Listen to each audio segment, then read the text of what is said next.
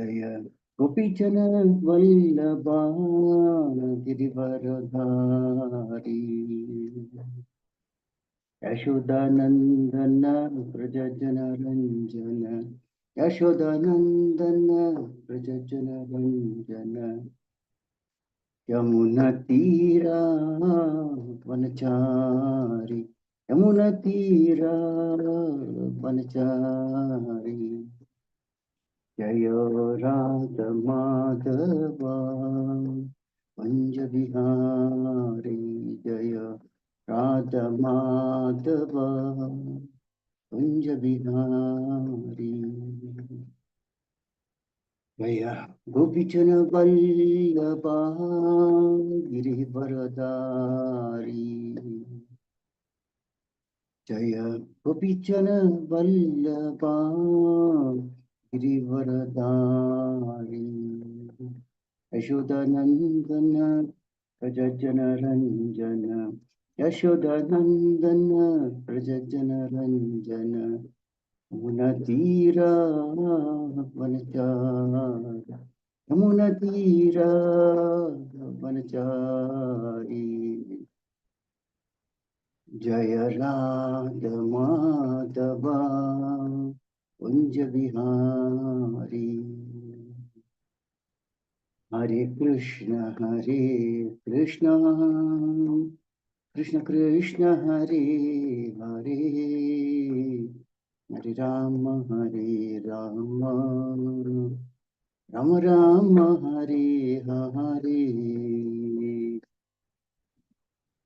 हरे कृष्ण कृष्ण कृष्ण हरे हरे हरे राम राम राम हरे हरे हरे कृष्ण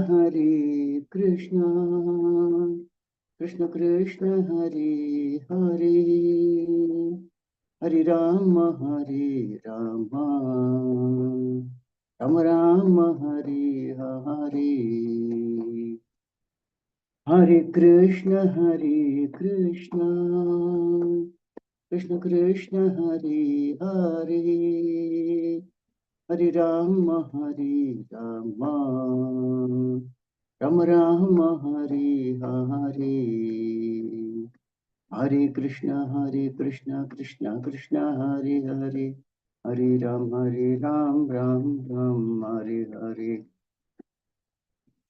हरे कृष्ण कृष्ण कृष्ण हरे हरे हरे राम राम हरे हरे हरे कृष्ण कृष्ण कृष्ण हरे हरे हरे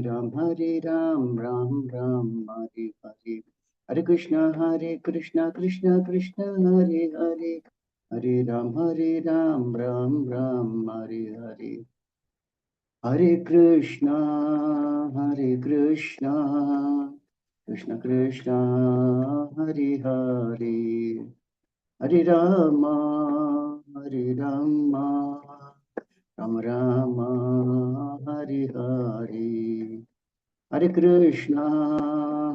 कृष्णा कृष्ण कृष्ण हरे हरे हरे राम राम राम हरे हरे जय प्रभुपादा जय प्रभुपादा जय प्रभुपादा श्रील प्रभुपादा जय प्रभुपादा जय प्रभुपादा जय प्रभुपादा श्रील प्रभुपादा जीवम विष्णुपाद परमहंस परिव्राजक स्तोत्र सदस्य श्रीमती स्वयं श्री भक्तिवेदांत स्वामी श्रील प्रभुपाद की जय। ISKCON संस्थापकाचार्य श्रील प्रभुपाद की जय। जीवम विष्णुपाद परमहंस परिव्राजक स्तोत्र सदस्य श्रीमद भक्ति सिद्धांत सरस्वती गोस्वामी महाराज प्रभुपाद की जय। जीवम विष्णुपाद लघुर किशोर दास महाराज की जय। जीवम विष्णुपाद सच्चिदानंद श्रील भक्तिविनोद ठाकुर की जय। जीवम विष्णुपाद वैष्णव सार्वभौम श्री जगन्नाथ दास महाराज की जय। जय श्री रूप सनातन भट्ट रघुनाथ श्री जीव गोपाल भट्टदास अविनाशक गोस्वामी प्रभु की जय। नमः श्रीधर ठाकुर की जय। प्रेम से को श्री कृष्ण चैतन्य प्रभु नित्यानंद श्री द्वैत गदाधर शिवासादि गौर भक्त वृंद की जय। श्री श्री राधा कृष्ण को गोपना श्याम कुंड राधा कुंड गिरि गोवर्धन की जय। श्री श्री गौरांगी बैंगलोर ईश्वर भगवान की जय। श्री मायापुर धाम की जय। श्री वृंदावन धाम की जय। गंगा मई की जय। यमुना मई की जय। भक्ति देवी की जय। तुलसी देवी की जय। अनंत कोटि वैष्णव की जय। श्री हरनाम संकीर्तन की जय। ग्रंथराज श्रीमद भागवतम की जय। इस्कॉन भट्ट गुरुवंद की जय। समाविद भक्तवृंद की जय। गौरव प्रेमानंदे हरि हरि बोल। All glories to the assembled Lord. All glories to the assembled. All glories to the assembled. All glories to Shri Guru and Shri Gauranga. All glories to Srila Prabhupada ki jai. Om Namo Bhagavate Vasudevaya. Om Namo Bhagavate Vasudevaya. Om Namo Bhagavate Vasudevaya. Narayanam Namaskritya Naram Chaiva Narottamam. Devim Saraswati Vyasam Tato Jayamati Hiraye. Nashtaprayeshu apatreshu nityam bhagavata sevaya. Bhagavati uttama sloke bhaktir bhavati naishtihi. Hare Krishna, welcome to this Friday morning Srimad Bhagavatam class.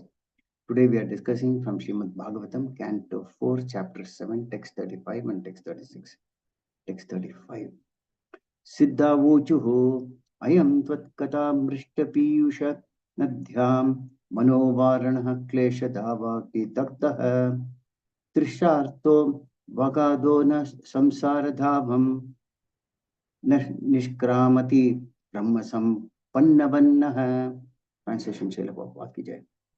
The Siddhas prayed like an elephant that has suffered in a forest fire but can forget all kinds of all its troubles by entering a river. Our minds, O Lord, always merge in the nectarian river of your transcendental pastimes, and their desire never to leave such transcendental bliss, which is as good as the pleasure of merging in the absolute. Purport Srila Prabhupada ki jai. This statement is from the Siddhas, the inhabitants of Siddha Loka, where the 8 kinds of material perfection are complete. There's a residents of Siddha Loka have full control in the 8 kinds of yogic perfection, but from their statement, it appears that they are pure devotees. They always merge in the nectarian river of hearing of the pastimes of the Lord. Hearing of the pastimes of the Lord is called Krishna Katha. Similarly, there is a statement by Prahlad Maharaja that those who are always merged in the ocean of the nectar of describing the Lord's pastimes are liberated and have no fear of the material condition of life. The Siddhas say that the mind of an ordinary person is full of anxieties. The example is given of the elephant who has suffered in a forest fire and who enters into a river for relief. A person who is suffering in the forest fire of this material existence will only enter into the nectarian river of the description of the pastimes of the Lord. They will forget all the troubles of the miserable material existence. The Siddhas do not care for fruitive activities such as performing sacrifices and achieving the good results. They simply merge in the transcendental discussions of the pastimes of the Lord. That makes them completely happy without care for pious or impious activities. For those who are always in Krishna consciousness, there is no need to perform any kind of pious or impious sacrifices or activities. Krishna consciousness is itself complete, for it includes the processes praised in Vedic literature, scriptures. Text 36.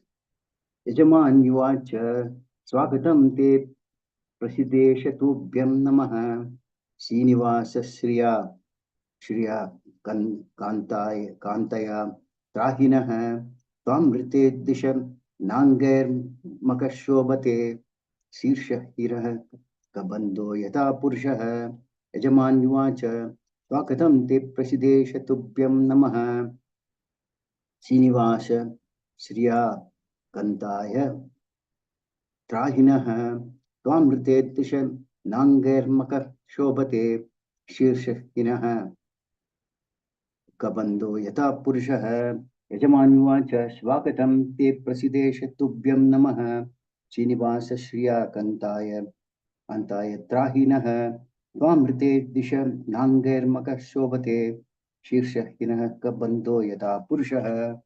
Translation Srila Prabhupada ki jai.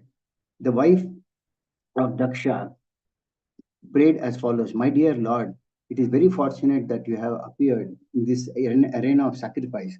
I offer my respectful obeisances unto you, and I request that you be pleased on this occasion. The sacrificial arena is not beautiful without you, just as a body is not beautiful without the head. purport Srila Prabhupada ki jai. Another name of Lord Vishnu is Yajneshwara. In Bhagavad Gita, it is said that all activities should be performed as Vishnu Yajna for the pleasure of Lord Vishnu. Unless we please him, whatever we do is the cause of our bondage in the material world.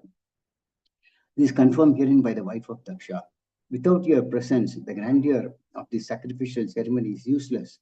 Just as a body without the head, however decorated it may be, is useless. The comparison is equally applicable to the social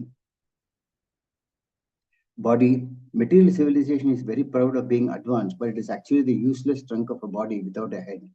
Without Krishna consciousness, without an understanding of Vishnu, the Supreme Personality of Godhead, any advancement in a civilization, no matter how sophisticated, is of no value. There's a statement in the Hari Bhakti Sudhodaya 3.11, Bhagavad Bhakti Hinasya Chatim Shastram Japastapa Tapah Apranasya Dehasya Mandanam Lokaranjanam. The purport is that sometimes when a friend or relative dies, especially among lower class men, the dead body is decorated, dressed or ornamented body. The body is taken in possession. That sort of decoration of the dead body has no actual value because the life force is already gone. Similarly, any aristocracy, any social prestige, or any advancement of material civilization without Krishna consciousness is as good as the decoration of a dead body. The name of the wife of Daksha was Prasuti, and she was the daughter of Swayambhuva Manu. Her sister Devahuti was married to Kardam Muni, and Kapil Deva, the personality of Godhead, became her son. Prasuti then was the aunt of Lord Vishnu. She was asking the favor of Lord Vishnu in an affectionate mode. Since she was his aunt, she sought some special favor. Also significant in this verse is that the Lord is praised with the goddess of fortune. Whenever Lord Vishnu is worshipped, naturally there is the favor of God, the goddess of fortune. Lord Vishnu is addressed as Amrita, or transcendental. The demigods, including Brahma and Lord Shiva, were produced after the creation, but Lord Vishnu existed before the creation. He is addressed therefore as Amrita. Lord Vishnu is worshipped with his internal energy by the Vaishnavas. Prasuti, the wife of Daksha, implored the Lord to turn the priests into Vaishnavas instead of simply fruitive workers performing sacrifices for some material benefits. Om Ajnanatimirandasya Jnananjana Shalakaya Chakshurmritam Tasmai Sri Gurave Namaha. Shri Chaitanya Manopishtam Sthapitam Yena Bhutale Swayam Rupapadam Yam Tadati Svapadantikam Vandeham Sri Guru Sri Davadakamanam Sri Gurun Vaishnavamscha Sri Rupam Sadgrijatam Sarvanargunatantam Tam Shijimam Sadvaitam Savadutam Parijana Sahitam Krishna Chaitanya Devam Sri Radha Krishna Padan Sarvana Lalita Sri Vishakhanvitamscha He Krishna Karuna Sindhu Dinabandho Jagatpate Gopesha Gopika Kanta Radha Kanta Namastude Taptakanchana Gaurangi Radhe Vindavneshwari Vishipani Siddha Devi Pranamami Haripriya Vancha Kalpatarubhyascha Kapasnudubhyavcha Patitanam Pavnebhyo Vaishnavebhyo Namo Namaha Jai Sri Krishna Chaitanya Prabhu Nityananda Shri Advaita Gadadhara Shivasadi Gaura Bhaktavarna Hare Krishna Krishna Krishna Hare Hare Hare Rama Rama Rama Hare Hare Moham Karoti Vachalam Pankam Padamaham Shri Guru Nityananda Paramandamanam Shri Chaitanya Vishwaram.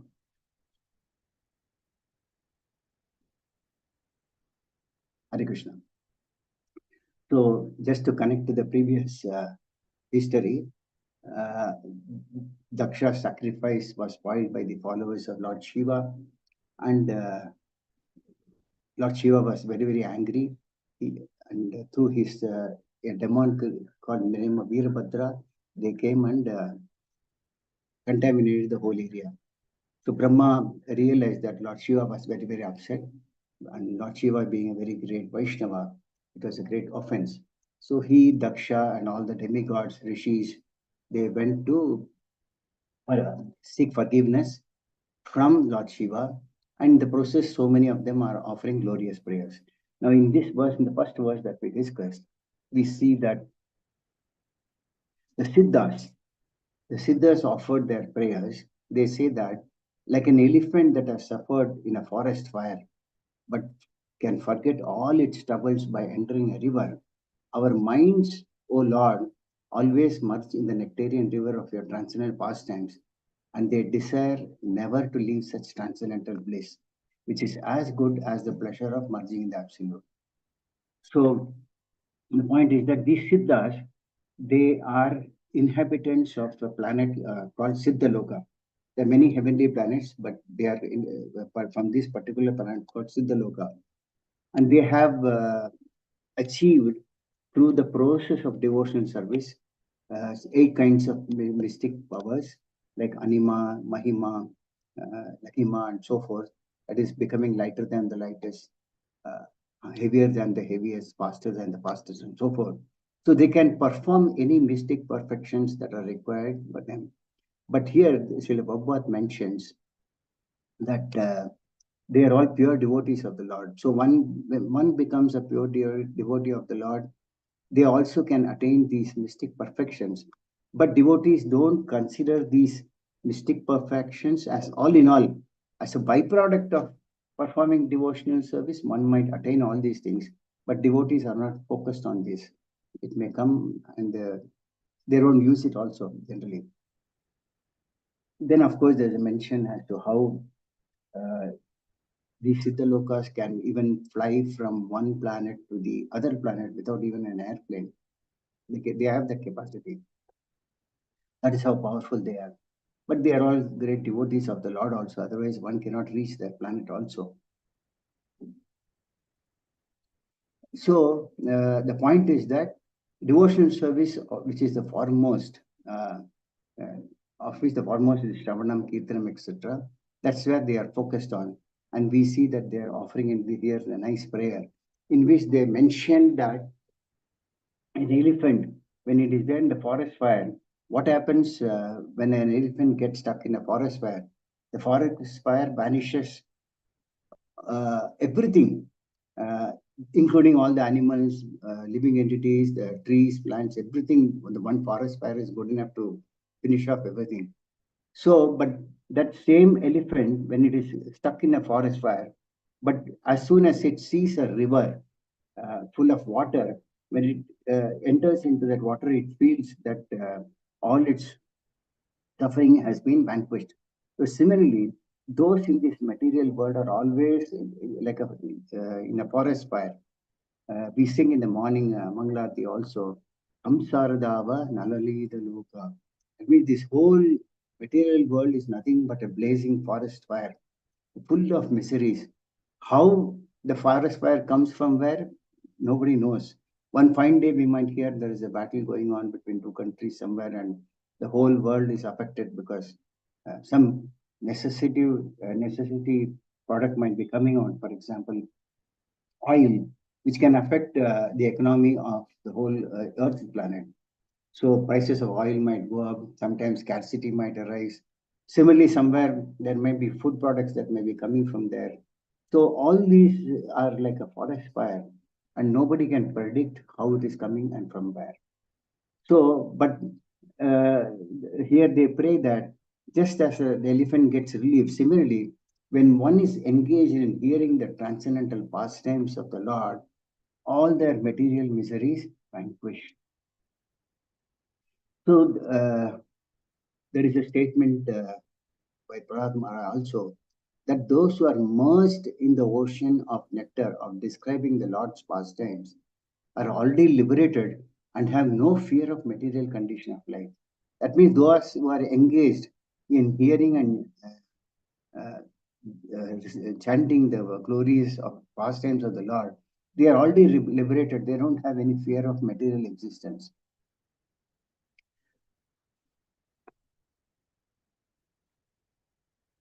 Examples are like even Ajamila, out of his ignorance, he called, when he was in anxiety, he called for his son's name Narayana. And he remembered, he called out the name of the Lord at the time of when we saw the uh, uh, Yamadutas coming to take him. So the moment he immediately he took out the name of Narayana, Narayana was actually his son's name. But somehow he remembered his son's name by casual this thing, and he was delivered because then the Vishnu, the moment he uttered the name of Narayana, Vishnu Dutas came and there's a big conversation in Srimad Bhagavatam, and finally he was delivered. So the point is that though he uttered the name without actually asking for the Lord, but the Lord, when he heard his name, immediately sent the Vishnu Dutas. And but the point is that the same name, if it is uttered with uh, purpose of satisfying the Lord becomes very, very happy.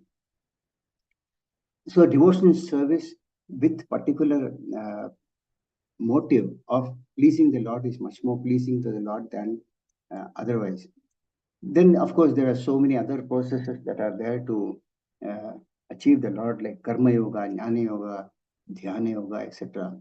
But bhakti does not depend on karma and or jnana, whereas bhakti is independent on its own. And the easiest process is bhakti, whereas jnana and dhyana, they are all very difficult.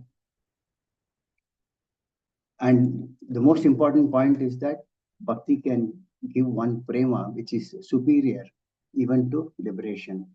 So the siddhas generally don't care for fruitive activities, such as performing sacrifices and achieving good results, etc. They simply merge in the discussions of the pastimes of the Lord. That makes them completely happy without care for pious and impious activities. So pious activities give pious results and impious activities give impious results. But Krishna Katha is something that is transcendental by nature and can make one forget all the material miseries. It can also give freedom from the cycle of birth and death. So one must hear this Krishna Katha constantly. There's a quote in Srimad Bhagavatam, 4th canto, 30th chapter, 35th sloka, about the activities, the parchetas. They say, whenever pure topics of this transcendental world are discussed, the members of the audience forget all kinds of material hankerings, at least for the time being. So the point is that whenever topics of the Lord are discussed, those who hear this Krishna Katha, they forget all the kinds of material hankerings, at least for the time they hear. And then once one might ask how what happens after that. So the point in Krishna consciousness is that whenever one gets his free time, even of 10 minutes, they try to hear class of Srila Prabhupada or any of his disciples or great speakers, and then that way keep themselves engaged. When one is constantly engaged, one is able to meditate on these pastimes, which then is a constant relief from material miseries. Similarly, Sudha Goswami instructs the sages of Naimisharanya in 1 to 17. He says, Shinvatam Swakata Krishna, Punya Shravan Kirtanam, Vidyantas Stohi Abhadrani, Vidunoti Surit Sadam. The translation is, Shri Krishna, the personality of Godhead, who is Paramatma, super soul, in everyone's heart and the benefactor of the truthful devotee, cleanses the desire for material enjoyment from a heart of a devotee who has developed the urge to hear his messages, which are in themselves virtuous and properly heard and chanted. So that means all the living entities, conditioned living entities like us, we have a lot of material desires. And these material desires keep us minding in this material world. So when one hears this Krishna Katha constantly, then automatically these desires for material enjoyment vanquish, and then one develops a taste to hear Krishna Katha every now and then. And they are themselves very virtuous when they are properly heard and chanted. So Sri Chaitanya Mahaprabhu also emphasizes on three aspects in devotional service. He said, one is Nam Ruchi. In the process of devotional service, one should develop a taste for the holy name. One should constantly engage in serving the devotees of the Lord. And the third one, he said that compassion. Compassion means actually whatever we have, we should extend that compassion to other conditioned living entities also. That is extending one's mercy to the others also. So he said that for one to progress in devotional service, these three, if they are constantly practiced, then one can become purified of his existence in this material world, in this lifetime itself, and go back to God.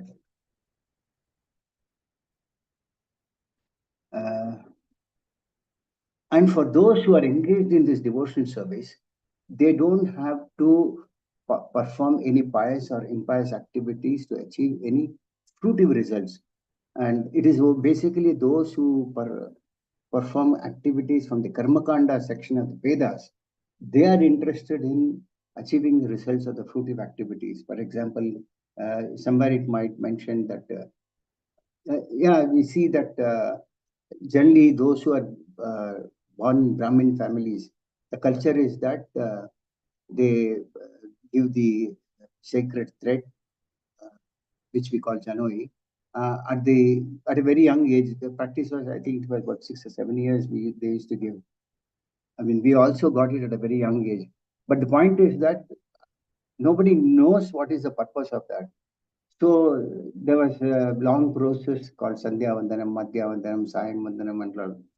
And these were earlier practiced by children at a very early age.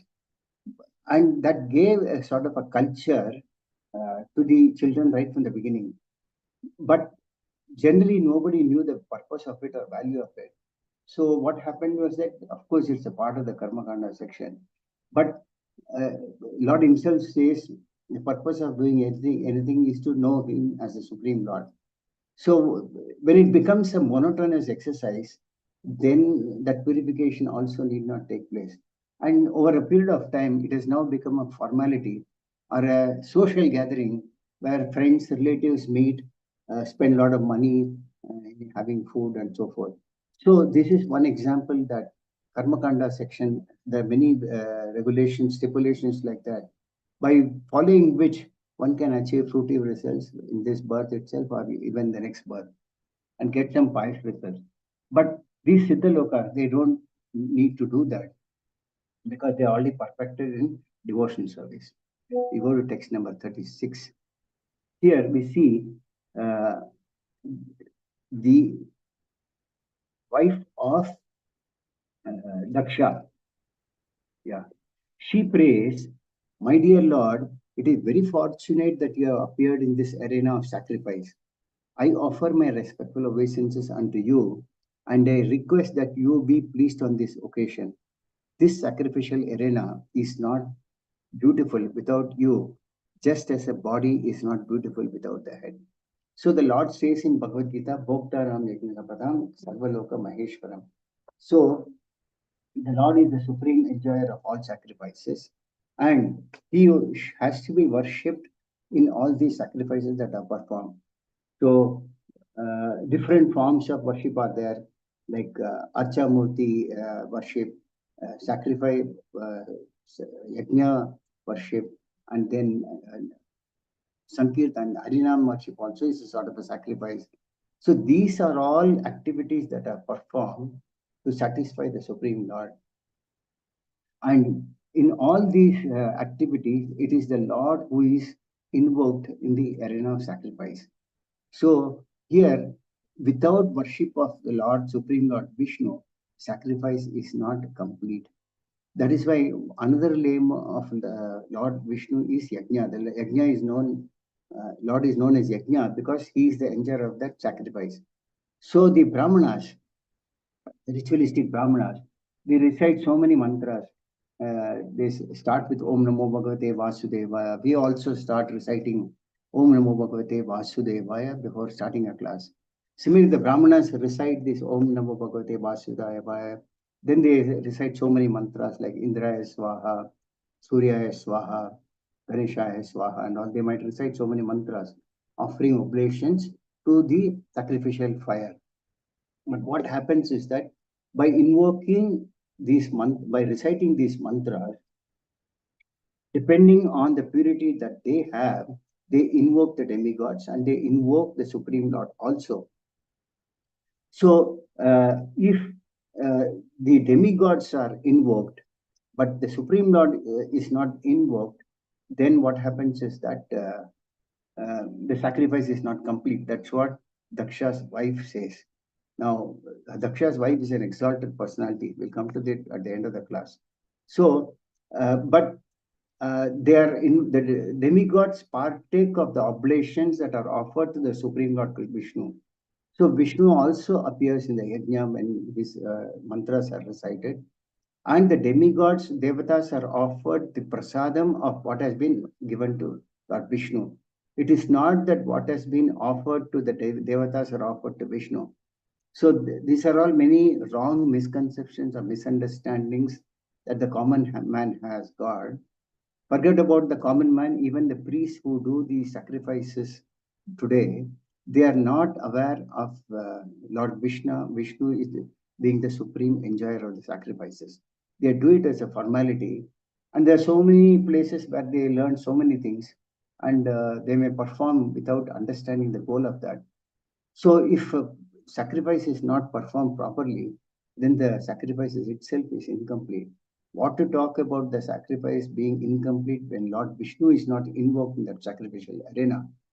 So Srila Prabhupada, the translation, this wife of Daksha says, the sacrificial arena is not beautiful without you, just as a body is not beautiful without the head. So a body's head, if it is cut off, then there is no use of that body itself. Srila Prabhupada always says that many times we might dream that my head is cut off. But if the head is cut off, how can one visualize or even see? So like that, many times we see while passing in the road, people might decorate a dead body with many flowers and so forth. So basically, it has no meaning because the body is the life air is already left and the body is dead. So similarly, if in a yajna, Lord Vishnu is not worshipped, then that sacrifice has no meaning. When Lord Vishnu appears, then that sacrifice becomes fruitful, but in his absence, it has no value at all. Many times people think that they have to invoke the demigods also in the sacrifice. That is also not necessarily true. Basically, it is for the initial stages. Many times people don't believe in God. So, but they have a lot of material desires. And the Lord, for such class of people, has given a provision to worship demigods so that gradually they become purified by the worship of the demigods. And one time in one lifetime, at least they might reach the stage of understanding that Lord Krishna is the ultimate enjoyer, by which they then come to the standard of worship. There is nothing wrong in worshipping the Devatas, but the point is that to think that the Devatas are independent of Lord Vishnu, that is a wrong understanding. So, for such class of people who are have this lot of material desire, the Lord has given a provision so that they can worship and one day become devotees of the Lord Himself. But if in a sacrifice the demigods are not invited, there is nothing wrong in it because you have invited the Supreme Personality of God Himself. For example, if you invite the Prime Minister or President of a country, yeah, it's as good as you have invited all the other ministers and etc. So, if the devatas are not worshipped in a particular sacrifice, there is nothing wrong in it. But ultimately, if Lord Vishnu is not uh, taken into consideration, Vishnu is none other than the maintainer of the whole cosmic manifestation. Therefore, Bhagavad Gita and Srimad Bhagavatam mention recommended about worship of Lord Vishnu. And this can be understood only by those who have been given the intelligence to understand. Now, normally, if you see the animals and birds and extra lower species of life, they are not endowed with this type of intelligence to understand the scriptures, and they are also not subject to sinful activities. But in the case of human beings, there is a tendency to commit a lot of sinful activities.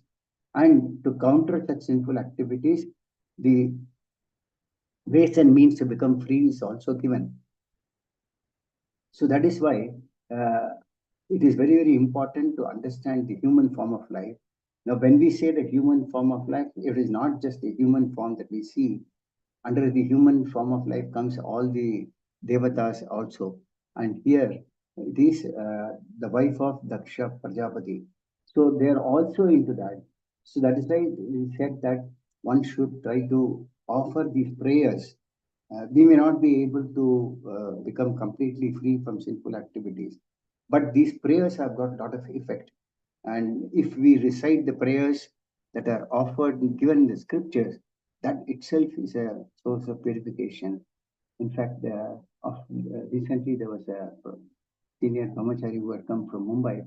he also mentioned that how offering every day reciting prayers of the great personalities like Dhruva Maharaj, Prahlad Maharaj, Queen Kunti's prayers, etc., have a lot of impetus. And every day, if one can recite these prayers in the morning before we start our day-to-day work, it gives a lot of impetus in our spiritual life. Not only that, it also gives a lot of good memory for us to retain the slokas in our memory. Because it's at a very young age, if somebody used to practicing reciting slokas, it is there in their retention of their memory. But many like us, we came to the Krishna conscious movement at a very late stage. It may be difficult to remember everything in life. So he mentioned that by reciting these prayers, one can increase their memory and purify their intelligence, which helps them to keep these prayers in their mind.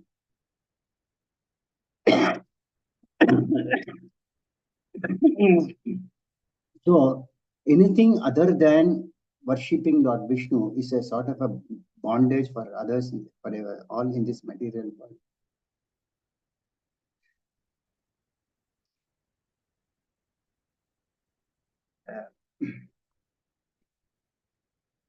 So Srila Prabhupada quotes a sloka from the Hari Bhakti Sudodaya. Bhagavad Bhakti Hinasya Chatihi Shastram Japastapah Apranasya Dehasya Mandanam Lokaranjanam. So the translation is that sometimes when a friend or relative dies, especially among lower class men, the dead body is decorated, dressed and ornamented. The body is taken in procession.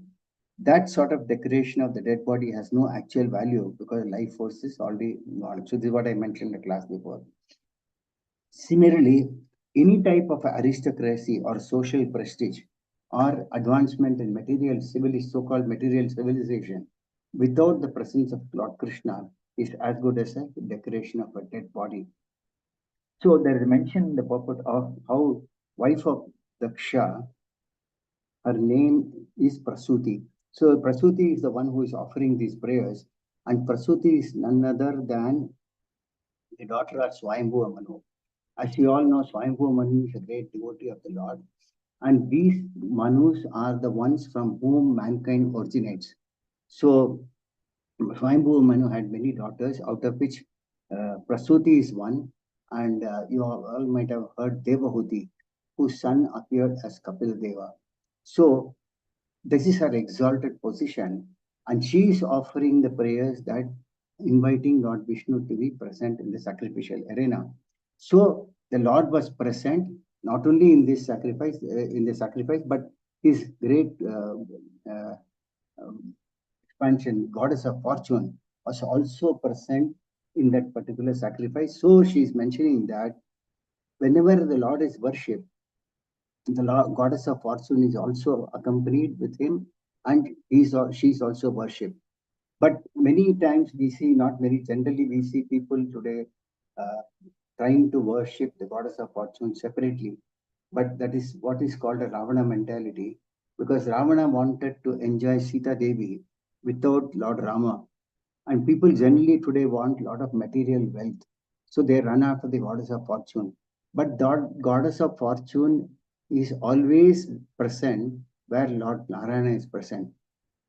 That is why the Lord is never worshipped as Narayana.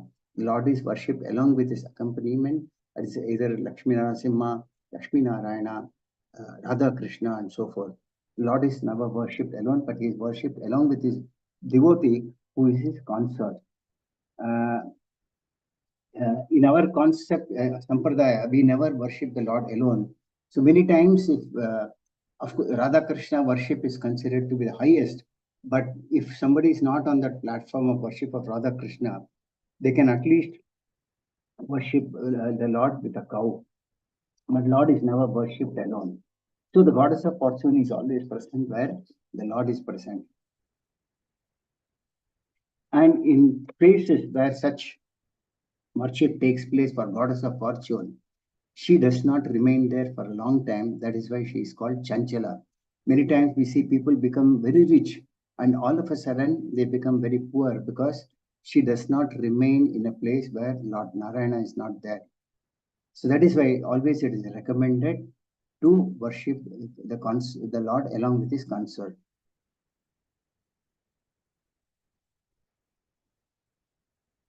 Now, in the case of Prasuti, she is the sister of Devahuti, whose son was none other than the Lord himself, who appeared as Kapiladev.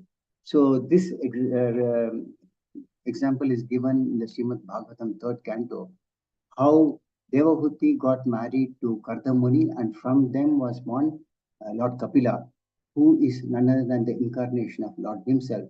So, in other words, Prasuti is the aunt of Kapila Dev. In other words, Kapil Dev is a nephew of Prasuti. So she has got two positions. One is that from this position of prayers, we see that she's taking the position of his aunt, and also as a great devotee of the Lord. So she's uh, offering these with two different rasas. One is uh, as worshipping the Supreme Lord himself, but at the same time, she has got this parental rasa. Is one point. And uh,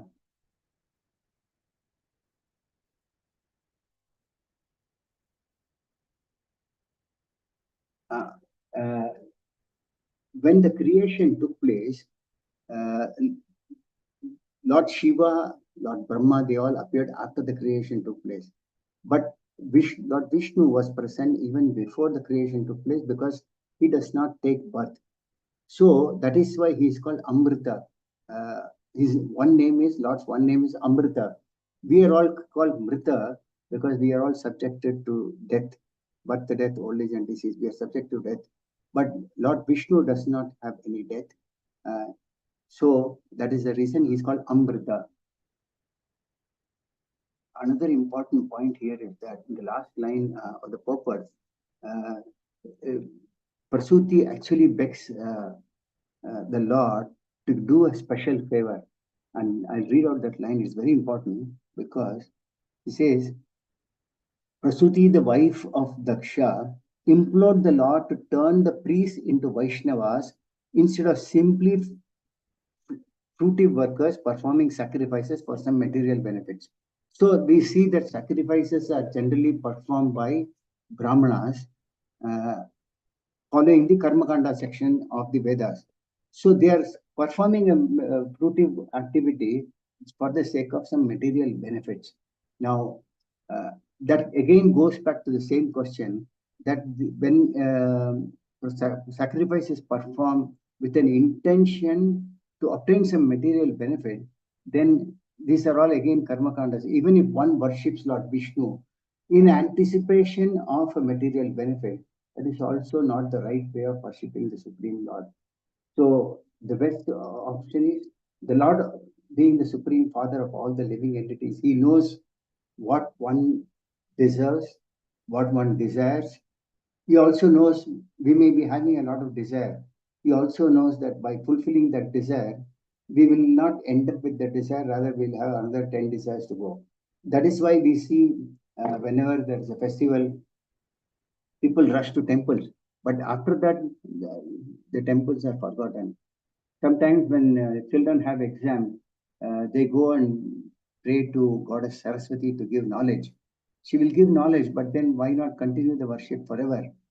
That means people are so materialistic that they want to worship only for the purpose for a limited period of time. That is all. So here Pasuti is begging the Lord to convert all these priests. This priest does not mean only the priests who are aspiring some material fruitive results, but also those who have doing worship of the devatas are also Lord Vishnu, expecting some tangible results out of that, which is not the right way of worship, because the Lord has already decided what one should get, how one should get, where should get. So specifically worshipping the Lord with an expectation is not the right thing, because one gets entangled into that cycle. It is like a sandstorm.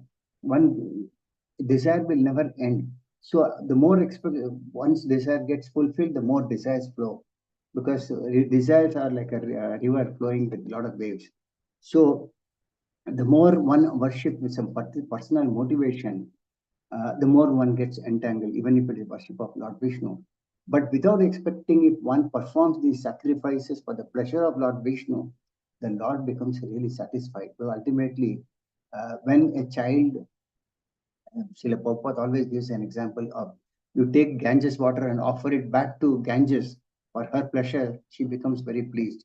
Similarly, when a child gets something, when a son or somebody goes out for a job and say he gets some salary, and out of which he gives something to his father, purchases something and gives it to his father, the father becomes very pleased. So similarly, without expecting anything from the Supreme Lord, if all these activities are performed, like the three different modes of worship I mentioned, Archa worship, Nama worship, and also Yajna worship. All the three, the activities are the same. The process may be different, but the best process is only the bhakti process, particularly in the Kali Yuga. No other processes are as effective as uh, the other processes. So here she's praying that these brahmanas who are doing praying to the Lord, that these brahmanas who are doing these fruitive activities or fruitive sacrifices may be converted into Vaishnavas. So that means we must understand from this, Vaishnavas are those who are worshippers of Lord Vishnu. So by converting these so-called Brahmanas to Vaishnavas, they are all elevated from worship, the position of worship of the demigods to worship of the Supreme Lord Vishnu. So she's praying that they may be converted to these Vaishnavas instead of simply performing these sacrifices for some material benefits.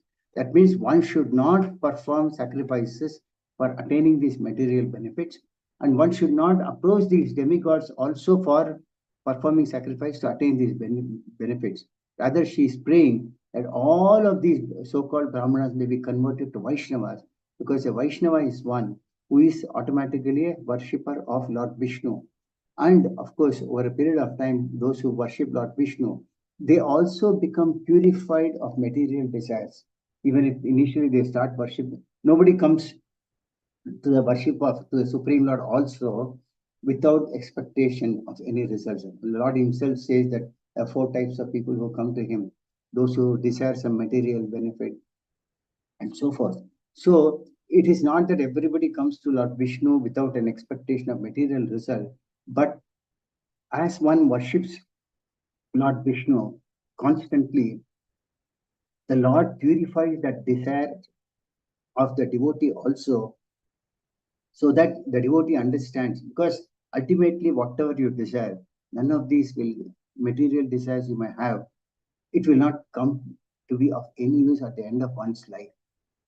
On the other hand, if one desires to perform spiritual activities, desire for the Lord to spiritual activities like hearing, chanting, uh, spreading the message of the Lord or of Bhagavad Gita, the Lord facilitates all these things by which the Lord automatically becomes pleased.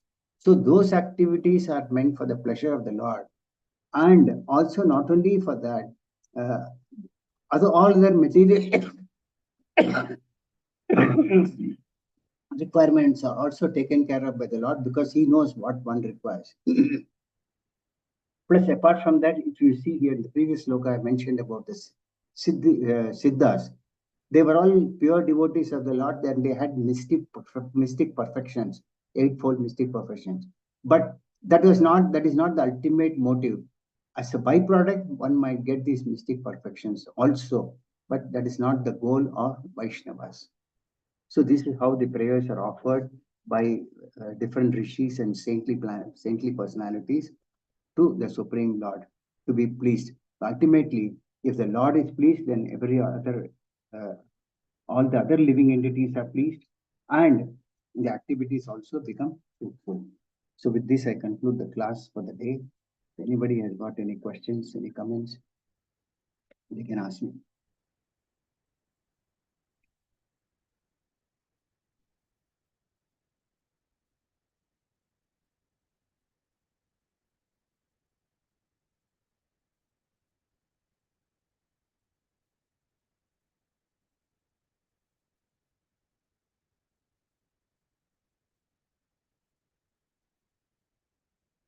Does anybody have any questions, any comments?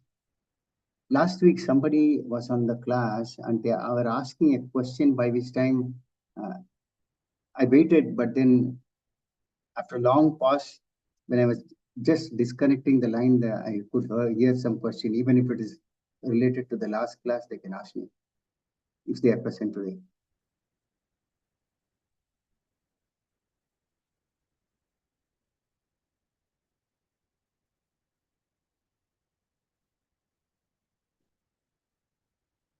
So if no questions or comments, can I take the classes closed?